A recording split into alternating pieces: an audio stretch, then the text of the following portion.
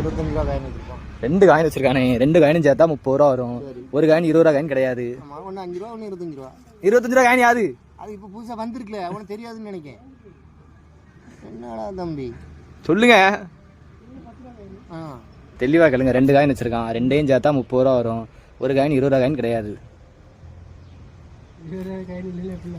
எப்படி வரும் சொல்லுங்க. கேள்வி சிம்பிள். ஆமா குமாரன் சொல்லுங்க. அரேந்து மொத்தம் 2 காயின் வச்சிருக்கானா. 2ஐயும் சேர்த்தா 30 ரூபா வரும். ஒரு காயின் 20 ரூபா காயின் கிடையாது. அப்ப எப்படி இவனுக்கு கேள்வியை புரியிக்க 1 வருஷம் ஆகும். 2 காயின் 15 ரூபா காயினா? 15 ரூபாய்க்கு அதுங்க காயின். 30. ஒருத்தன் 2 காயின் வச்சிருக்கான். 2ஐயும் சேர்த்தா 30 ரூபா வரும். அதில் ஒரு காயின் 20 ரூபா காயின் கிடையாது.